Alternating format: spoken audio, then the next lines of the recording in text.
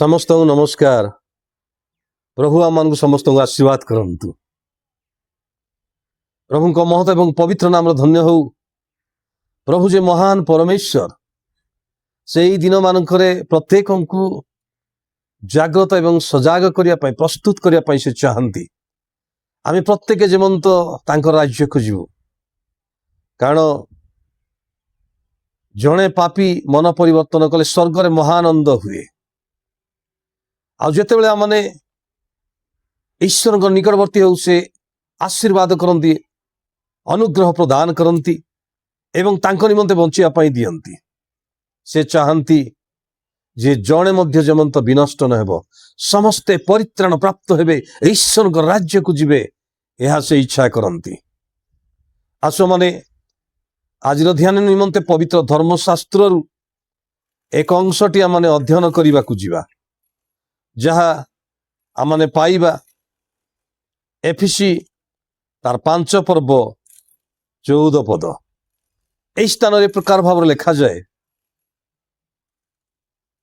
एणु पवित्र शास्त्र रे उक्त अछि, हे निद्रित जाग, मृत मान मध्य उठ, पुणी ख्रीष्ट तुमको आलोक प्रदान करिवे। प्रभु ई समस्त पठित वाक्य एवं श्रवण रे प्रत्येक को आशीर्वाद करंतु। आज आमनकर मूल चिंता होउची निदरु जागी उठिबा एवं ख्रीष्टंक आलोक रे चलिबा। एई पदरे पाउल आत्मिक भाव रे निद्रित लोकमान को जागिबा पाई आह्वान करुछंती। या शारीरिक निद नुहे, बरं पाप, अवहेला, आत्मिक निष्क्रियता और अंधकार जागिवार आह्वान। एई पदरे तीनोटी आह्वान गोटिए प्रतिज्ञा रही। प्रथम विषय होची हे निद्रित जाग, द्वितीय विषय होची मृत मान मध्य उठ, तृतीय विषय होची ख्रीष्ट तुम्भको आलोक प्रदान करिवे। प्रथम विषय मन देखिबा को जीवु जे आत्मिक निदरु जागिबा पाए। रोमी 13 पर्व 11 पद प्रकाश करे, एबे निद्रारु जाग्रत हेबार समय। एई समस्त विषय जानी एई सबु कर, कारण आमानकर विश्वास करिबा दिन ठारू परित्राण आंभ मानकर अधिक सन्निकट। वर्तमान निद्रारु जाग्रत हेबार समय। शारीरिक भाव रे जने लोक जाग्रत थाई पारे, किंतु आत्मिक भाव रे निद्रित होई पारे। तेणु एई निद्रारु जाग्रत हेबा पई परमेश्वर को वाक्य मान को प्रकाश करे। तेबे आमने जागृत हेबा पई ईश्वर को वाक्य मान को प्रकाश करूची। लूका 21 पर्व 36 पदरे आमान को कहा जाए, जेपरि आमने तांको छामुरे आमने ठिया हेबा को समर्थ होई परिबो। सेति पई जागृत हेबा पई परमेश्वर को वाक्य प्रकाश करे। पुणी लूका 21 पर्वर आमने एई जो पदटी देखिलु जे प्रार्थना रे जागी रहिबा पाई आमान को एटी कुहा गला। प्रथम पितर 5 पर्व 8 पदरे मध्ये कुहा जाए जे गर्जनकारी सिंहर ठारू आमे जेमंत उद्धार पाइबु, सेति पाई जागृत हेबा पाई कुहा जाए। प्रथम पितर 4 पर्व 7 पद मध्ये आमान को प्रकाश करे जे प्रार्थना करिया पाई एवं जागी रहिबा पाई, माने प्रार्थना करी आमे जेमती जागी रहिबा को पारिबु। माथ्यू 24 पर्व 42 पद आमान को प्रकाश करे जे प्रभु केते बेले आसीबे ताहा माने जानी नाहु, तेणु आमान को सदा बेले जागृत रहिबा पाए ईश्वर को वाक्य प्रकाश करूअछि।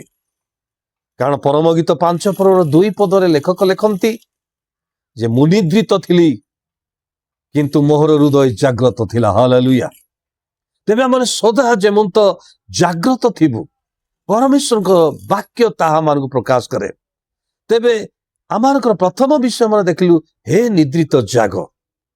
तेबे जो आत्मिक निदर लक्षण सब कौन ताहा मान निश्चय देखिबा दरकार। प्रथम होची प्रार्थना रे आग्रह न थिबा होची गोटे आत्मिक निदर लक्षण अटे। वाक्य पढ़िबारे अवहेला करिबा होची गोटे आत्मिक निद्रार लक्षण अटे।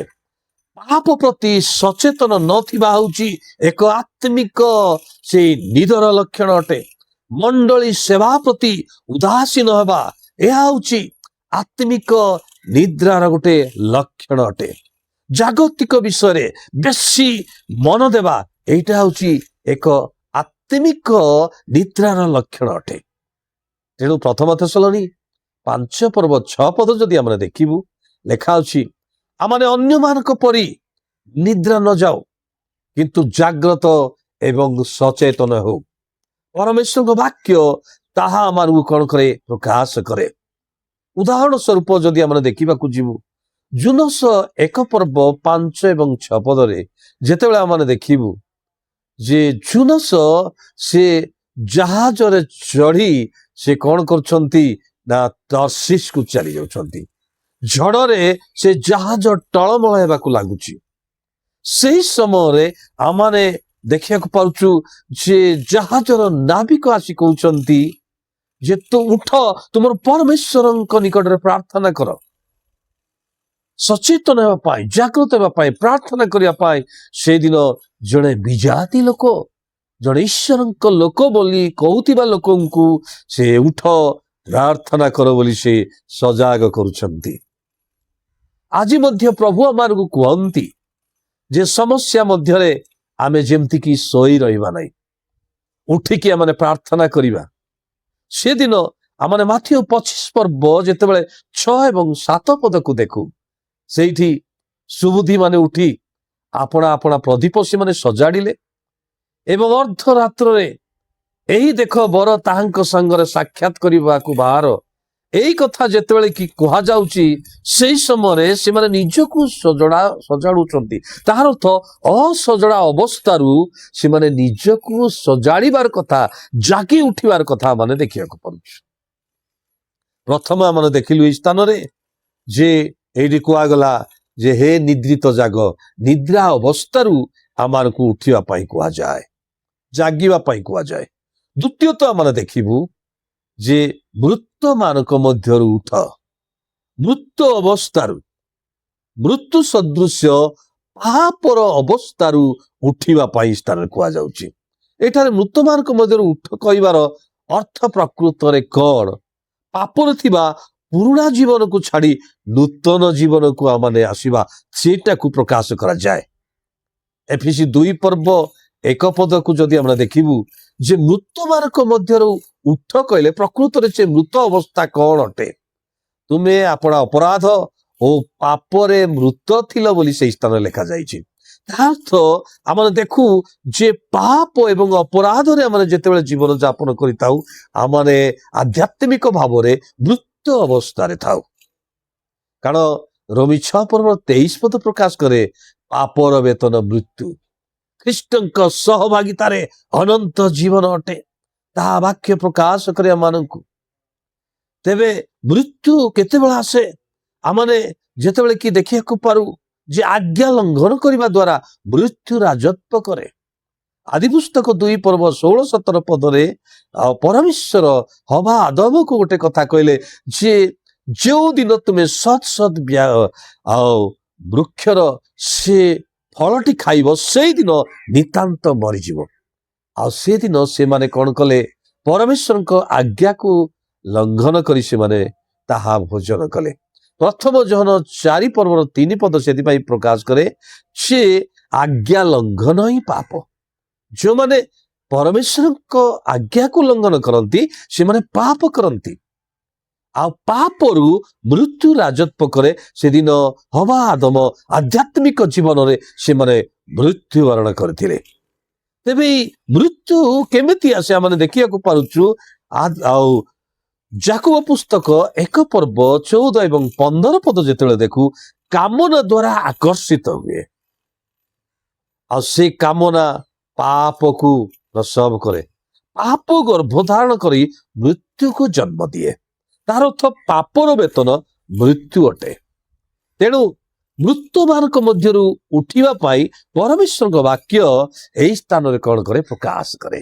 ମୃତ୍ୟୁମାନଙ୍କ ମଧ୍ୟରୁ ଉଠ, ତାର ଅର୍ଥ ପାପରେ ଜୀବନ ଯାପନ କରିବା ଅବସ୍ଥାରୁ ଆମମାନଙ୍କୁ ଉଠିବାକୁ ପଡିବ। ଏଫେସୀ 5 8 ପଦ ଆମକୁ ପ୍ରକାଶ କରେ ଯେ ତୁମେ ମାନେ ପୂର୍ବେ ଅନ୍ଧକାର ସ୍ୱରୂପ ଥିଲ କିନ୍ତୁ ଏ ପ୍ରଭୁଙ୍କ ଠାରେ ଆଲୋକ ସ୍ୱରୂପ ହେଇଛ। ତା ଅର୍ଥ ଅନ୍ଧକାରରେ ଆମେ ଯେତେବେଳେ ଜୀବନ ଯାପନ କରୁ ସେତେବେଳେ ଆମେ ପାପରେ ମୃତ ଅବସ୍ଥାରେ ଥାଉ। ଆମେ ତେବେ ଏଇ ପାପ ମନୁଷ୍ୟର ଯୋଉଟା ଅଛି, ଏଇ ପାପ ମୃତ ଅବସ୍ଥାକୁ ପ୍ରକୃତରେ କୋଉ ବିଷୟ ନଷ୍ଟ କରିଦିଏ ବା ସମ୍ପୂର୍ଣ୍ଣ ମୃତ ଆଡକୁ ନେଇଯାଏ ତାହା ଆମେ ଦେଖିଲୁ। ପାପ ଆତ୍ମିକ ଜୀବନକୁ ନଷ୍ଟ କରିଦିଏ, ପରମେଶ୍ୱରଙ୍କ ଠାରୁ ଦୂର କରେ ଏଇ ପାପ ଏବଂ ସତ୍ୟ ଦେଖିବାର ଶକ୍ତିକୁ ସମ୍ପୂର୍ଣ୍ଣ ଭାବରେ କମେଇ ଦେଇଥାଏ। କିନ୍ତୁ ଖ୍ରୀଷ୍ଟ ମୃତ ଅବସ୍ଥାରୁ ସେ ନୂତନ ଜୀବନ ଦିଅନ୍ତି। ସେ ଜନ 5:24 ସେଥିପାଇଁ ପ୍ରକାଶ କରାଗଲା ଯେ ଖ୍ରୀଷ୍ଟଙ୍କୁ ବିଶ୍ୱାସ କରେ ସେ ମୃତ୍ୟୁରୁ ସେ ଜୀବନ ଆଡକୁ ଆସିଥାଏ, ଜୀବନ ପ୍ରାପ୍ତ ହେଇଥାଏ। ସେ ଲେଖା ଅଛି, ସତ୍ୟ ସତ୍ୟ ମୁଁ ତୁମକୁ କହୁଅଛି, ଯିଏ ପ୍ରେରଣକର୍ତ୍ତା ଯୀଶୁଙ୍କର ବାକ୍ୟ ଶୁଣି ବିଶ୍ୱାସ କରେ ସେ ଅନନ୍ତ ଜୀବନ ପ୍ରାପ୍ତ ହୋଇଅଛି। ସେ ବିଚାରିତ ନ ହୋଇ ମୃତ୍ୟୁକୁ ଅତିକ୍ରମ କରି ଜୀବନରେ ପ୍ରବେଶ କରିଅଛି। ହାଲେଲୁୟା। ପରମେଶ୍ୱରଙ୍କ ବାକ୍ୟ ତା ଆମକୁ ପ୍ରକାଶ କରେ। ତେଣୁ ଏଇଠି ଆମେ ଦେଖିବାକୁ ପାଉଛୁ ଯେ ମୃତମାନଙ୍କ ମଧ୍ୟରୁ ଉଠ, ମୃତ୍ୟୁମାନଙ୍କ ମଧ୍ୟରୁ ଉଠ। ତାର ଅର୍ଥ ଆମେ ସେ ପାପର ଜୀବନରୁ, ଅଶାନ୍ତିର ଜୀବନରୁ, ଦୁଃଖର ଜୀବନରୁ, ସେ ସବୁ ବିଷୟରୁ ଆମେ ଉଠିବାର ଦରକାର। ପୃଥକୀକୃତ ଜୀବନ ଯାପନ କରିବା ଦରକାର, ଯାହା ଦ୍ୱାରା ଖ୍ରୀଷ୍ଟ ଆମକୁ କଣ କରିବେ? ଆଲୋକ ପ୍ରଦାନ କରିବେ। ତେବେ ଆମେ ଦେଖିବୁ ଯେ କେଉଁଠୁ ଆମେ ଉଠିବାକୁ ପଡିବ। କେବଳ ଆମେ ଜାଗିବା ତାହା ନୁହେଁ, ପୁରୁଣା ଜୀବନକୁ ଛାଡି ଆମକୁ ଉଠିବାକୁ ପଡିବ। ମିଖା 2:8 ଯଦି ଦେଖିବେ ଲେଖା ଅଛି, ତୁମେ ଉଠ ପ୍ରସ୍ଥାନ କର, ଏଇଟା ତୁମର ବିଶ୍ରାମ ସ୍ଥାନ ନୁହେଁ, ଯେହେତୁ ଅସୁଚିତା ବିନାଶ ଭୟାନକ ବିନାଶ କରୁଅଛି। ତାହାଠୁ ସେଇଠି ଅସୁଚିତାର ସ୍ଥାନ, ସେ ଅସୁଚିରୁ ପୃଥକ ହେବା ପାଇଁ ପରମେଶ୍ୱରଙ୍କ ବାକ୍ୟ ଆମକୁ ପ୍ରକାଶ କରୁଛି, ଆଉ ସେଥିରୁ ଉଠିବା ପାଇଁ କୁହାଯାଏ। ଯିଶାୟା 60:1 ମଧ୍ୟ କୁହେ, ଉଠ ଦୀପ୍ତିମତୀ ହୁଅ। ତାର ଅର୍ଥ ଅନ୍ଧକାର ପାପମୟ ଅବସ୍ଥାରୁ ଆମକୁ ଉଠିବାକୁ ପଡିବ। ପୁଣି ଆମେ ଯେତେବେଳେ ଲୁକ 15:17-18 ଦେଖିବୁ, ଅପମୟ ପୁତ୍ର ସେ ଯେତେବେଳେ କି ଉଦାସୀନ ଜୀବନ ଯାପନ କରୁଥିଲେ, ସ୍ୱେଚ୍ଛାଚାରୀ ଜୀବନ ଯାପନ କରୁଥିଲେ, କଳଙ୍କିତ ଜୀବନ ଯାପନ କରୁଥିଲେ, ପିତାଙ୍କ ଠାରୁ ଦୂରକୁ ଚାଲି ଯାଇଥିଲେ, ଆଉ ସେ କଣ କରୁଛନ୍ତି ନା, ମୁଁ ଉଠି ମୋ ପିତାଙ୍କ ନିକଟକୁ ଯିବି, ସେଇ କଥା କହୁଛନ୍ତି। ସେ ଚେତନା ପାଇଲେ ଏବଂ ସେ ଉଠି କଣ କରୁଛନ୍ତି? ପିତାଙ୍କ ନିକଟକୁ ଯାଉଛନ୍ତି। ଆଜି ଆମକୁ ଉଦାସୀନ ଅବସ୍ଥାରୁ, ସ୍ୱେଚ୍ଛାଚାରିତା ଅବସ୍ଥାରୁ, କଳଙ୍କିତ ଅବସ୍ଥାରୁ ଉଠିବା ପାଇଁ ପରମେଶ୍ୱରଙ୍କ ବାକ୍ୟ ଆମକୁ ପ୍ରକାଶ କରେ।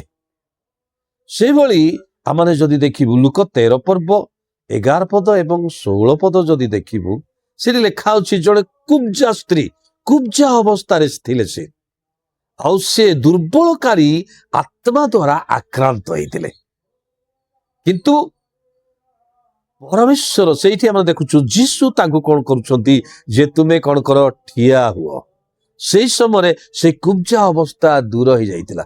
ତାର ଅର୍ଥ ଆମକୁ ପରମେଶ୍ୱରଙ୍କ ବାକ୍ୟ ପ୍ରକାଶ କରେ, ଆମେ ଯଦି କୌଣସି ପ୍ରକାର ପାପମୟ ଅବସ୍ଥାରେ ଅଛୁ, ସେ ପାପମୟ ଅବସ୍ଥାରୁ ଆମକୁ ଉଠିବା ଦରକାର। ଆମଠାରେ ଯଦି କୌଣସି ଦୁର୍ବଳ ବିଷୟ ରହିଛି, ପାପର ବିଷୟ ରହିଛି, ସେଥିମଧ୍ୟରୁ ଆମେ ଉଠିବା ଦରକାର। ପରମେଶ୍ୱରଙ୍କ ବାକ୍ୟ ତାହା ପ୍ରକାଶ କରେ। ଏଲିୟଙ୍କୁ ମଧ୍ୟ ପରମେଶ୍ୱରଙ୍କ ଦୂତ କହୁଛନ୍ତି ଯେ ଉଠ, ଆଉ ତମେ କଣ କର? ଆଉ ଭୋଜନ କର, ଶକ୍ତିରୁ ପଥ ଅଧିକ। ତାର ତ ଆମେ ଦେଖିବାକୁ ପାରୁ ଯେ ବାସ୍ତବରେ ଆଉ ଆମେ ଯୋଉ ଅବସ୍ଥାରେ ଅଛୁ, ସେଇ ଅବସ୍ଥାରୁ ଉଠିବା ପାଇଁ ଈଶ୍ୱରଙ୍କ ବାକ୍ୟ ଆମକୁ ପ୍ରକାଶ କରୁଅଛି। ଆମେ ଦେଖିଲୁ ଯେ ମୃତ ଅବସ୍ଥାରୁ ଉଠିବା ପାଇଁ କୁହାଗଲା। ତୃତୀୟ କଥା ଆମେ ଦେଖିବୁ ଯେ ଖ୍ରୀଷ୍ଟ ତୁମକୁ ଆଲୋକ ପ୍ରଦାନ କରିବେ। ଖ୍ରୀଷ୍ଟ ହଉଛନ୍ତି ଆମ୍ଭମାନଙ୍କର ଆଲୋକ ଅଟନ୍ତି। ଖ୍ରୀଷ୍ଟ ଆଲୋକ ଅଟନ୍ତି। ପ୍ରଥମ ପିତର 2:9 ଲେଖା ଅଛି ଯେ ଆମେ ଅନ୍ଧକାରରେ ଥିଲୁ ପୂର୍ବେ, କିନ୍ତୁ ସେ ଆମକୁ କଣ କରିଛନ୍ତି? ଆଲୋକକୁ ଆହ୍ୱାନ କରିଛନ୍ତି। ଆଲୋକ ଆଡକୁ ଆହ୍ୱାନ କରିଛନ୍ତି, ଆଲୋକର ପରିଚୟ ଦେଉଛନ୍ତି। ଖ୍ରୀଷ୍ଟ ହଉଛନ୍ତି ସେ ଆଲୋକ ସ୍ୱରୂପ ଅଟନ୍ତି। ଯୀଶୁ କହିଲେ ମୁଁ ସେଇ ଜଗତର ଜ୍ୟୋତି ବୋଲି ସେ ପ୍ରକାଶ କରୁଛନ୍ତି। ତେବେ ଜଗତର ଜ୍ୟୋତି ଯୋଉମାନେ ପ୍ରାପ୍ତ ହୁଅନ୍ତି ସେମାନେ ଖ୍ରୀଷ୍ଟଙ୍କ ପଥରେ ସେମାନେ ଗତି କରନ୍ତି। ତାର ଅର୍ଥ ଈଶ୍ୱରଙ୍କର ଆଲୋକରେ ଯୋଉମାନେ ଆଲୋକିତ ହେବେ ଖ୍ରୀଷ୍ଟଙ୍କର ମାର୍ଗ ଅନୁସରଣ କରି ସେମାନେ ଚାଲିବେ। ପ୍ରଭୁଙ୍କର ବାକ୍ୟ ମାନଙ୍କୁ ତାହା କଣ କରେ? ପ୍ରକାଶ କରେ। ଯେତେବେଳେ ଆମେ ଆଉ ଏଫେସୀ 5 ପର୍ବ 8 ପଦ ମଧ୍ୟ ଦେଖୁ, ସେଇଠି ମଧ୍ୟ ବାକ୍ୟ ମାନଙ୍କୁ ପ୍ରକାଶ କରେ ଯେ ପୂର୍ବେ ଆମେ ଅନ୍ଧକାର ସ୍ୱରୂପ ଥିଲୁ, କିନ୍ତୁ ଖ୍ରୀଷ୍ଟଙ୍କ ସହଭାଗିତାରେ ଆମେ ଆଲୋକ ସ୍ୱରୂପ ହୋଇଅଛୁ। ଯେମିତି ଆମେ ଆଲୋକର ସନ୍ତାନ ମାନଙ୍କ ପରି ଆଚରଣ କରିବୁ, ପରମେଶ୍ୱରଙ୍କ ବାକ୍ୟ ମାନଙ୍କୁ ତାହା କଣ କରେ? ପ୍ରକାଶ କରେ। ତା ଅର୍ଥ ଏଇ ଯୋଉ ଅନ୍ଧକାରର ବିଷୟକୁ ପରିତ୍ୟାଗ କରି ଆମେ ଆଲୋକର ସନ୍ତାନ ମାନଙ୍କ ପରି ଆମେ ଆଚରଣ କରି ଆଗକୁ ବଢିବା। ମାଥିଉ 5 ପର୍ବ 16 ପଦ ଆମକୁ ପ୍ରକାଶ କରୁଅଛି ସେ ତୁମମାନଙ୍କର ଆଲୋକ ଲୋକଙ୍କ ସାକ୍ଷାତରେ ପ୍ରକାଶ ପାଉ। କେମିତି ପ୍ରକାଶ ପାଇବ? ଆମମାନଙ୍କର ପ୍ରେମ, ଆମମାନଙ୍କର ଆଚରଣ, ଆମମାନଙ୍କର ବ୍ୟବହାର, ଆମମାନଙ୍କର କଥା ଭାଷା, ଆମମାନଙ୍କର ଚାଳିଚଳନ, ଆମମାନଙ୍କର ଏହି ସବୁ ବିଷୟ ଦ୍ୱାରା ହିଁ ଆଲୋକ ପ୍ରକାଶ ପାଇବ। ତେଣୁ ଖ୍ରୀଷ୍ଟଙ୍କ ଦ୍ୱାରା ଆଲୋକିତ ହେବାକୁ ହେଲେ ଆମମାନଙ୍କୁ କଣ କରିବା ଦରକାର? ନିଦ୍ରାରୁ, ଜଗତର ପାପରୁ ଆମମାନଙ୍କୁ ଜାଗିବାକୁ ପଡିବ। ପୁଣି ଆମେ କଣ ହେବୁ? ମୃତ ଅବସ୍ଥାରୁ ଆମେ ଉଠିବାକୁ ପଡିବ। ମୃତ ଅବସ୍ଥା, এই ମୃତ ଅବସ୍ଥା ଅର୍ଥାତ ପାପର ଜୀବନରୁ ଆମେ କଣ ହେବୁ? ଉଠିବୁ। ପବିତ୍ର ଜୀବନ ଯାପନ କରିବୁ। ଈଶ୍ୱରଙ୍କ ଠାରେ ଲକ୍ଷ୍ୟ ରଖି ଚାଲିବୁ। ଈଶ୍ୱରଙ୍କର ଗୌରବର କାରଣ ହେବୁ। ପରିତ୍ରାଣକୁ ଆସ୍ୱାଦନ କରିବୁ। ଆମେ ପ୍ରଭୁଙ୍କ ଠାରେ ନିଜକୁ ସମର୍ପଣ କରିବୁ। ଆମର ଦୋଷ, ଦୁର୍ବଳତା, ଅଯୋଗ୍ୟତାକୁ ପ୍ରଭୁଙ୍କ ନିକଟରେ ସ୍ୱୀକାର କରିବୁ, କାନ୍ଦିବୁ। ତେବେ ପ୍ରଭୁ ଆମକୁ କ୍ଷମା କରିବେ, ତାଙ୍କର ସନ୍ତାନ କରିବେ ଏବଂ ସେ ଗୋଟେ ଆଲୋକର ସନ୍ତାନ କରି ସେ ଆମକୁ ଗଠନ କରିଦେବେ। ପ୍ରଭୁଙ୍କର ବାକ୍ୟ ଆମକୁ ପ୍ରକାଶ କରେ। ତେଣୁ ସେଇ ସ୍ଥାନରେ କୁହାଗଲା, ହେ ନିଦ୍ରିତ ଜାଗ, ବୃଦ୍ଧମାନଙ୍କ ମଧ୍ୟରୁ ଉଠ, ଆଉ ଖ୍ରୀଷ୍ଟ ତୁମ୍ଭକୁ ଆଲୋକ ପ୍ରଦାନ କରିବେ। ପ୍ରଭୁ ଆମକୁ ଆହ୍ୱାନ ଦିଅନ୍ତି। ଆଉ ଏଇ ଆହ୍ୱାନର ଆମେ ଯଦି ଯୋଗ୍ୟ ଆଚରଣ କରିବୁ ଏବଂ ସେଇ ପଥରେ ଚାଲିବୁ, ତେବେ ପ୍ରଭୁ ଆମକୁ କଣ କରିବେ? ଆଲୋକର ସନ୍ତାନ କରିବେ ଏବଂ ତାଙ୍କ ରାଜ୍ୟରେ ଆମକୁ ଶେଷରେ ଉପବେଶନ କରିବା ପାଇଁ ଆମକୁ ସାହାଯ୍ୟ କରିବେ। ପ୍ରଭୁ ଆମକୁ ପ୍ରତ୍ୟେକଙ୍କୁ ଅନୁଗ୍ରହ କରନ୍ତୁ ଏବଂ ଏଇ ଦିନ ମାନଙ୍କରେ ନିଦ୍ରାରୁ ଜାଗ୍ରତ ହେବା ପାଇଁ ଏବଂ ମୃତ ଅବସ୍ଥା ଅର୍ଥାତ ପାପର ସକଳ ବିଷୟରୁ ଆଉ ଜାଗି ଉଠିବା ପାଇଁ ଏବଂ ଆଲୋକରେ ଚାଲିବା ପାଇଁ ଆମକୁ ପ୍ରତ୍ୟେକଙ୍କୁ ସାହାଯ୍ୟ କରନ୍ତୁ। ପ୍ରଭୁ ଆମକୁ ପ୍ରତ୍ୟେକଙ୍କୁ ଆଶୀର୍ବାଦ କରନ୍ତୁ।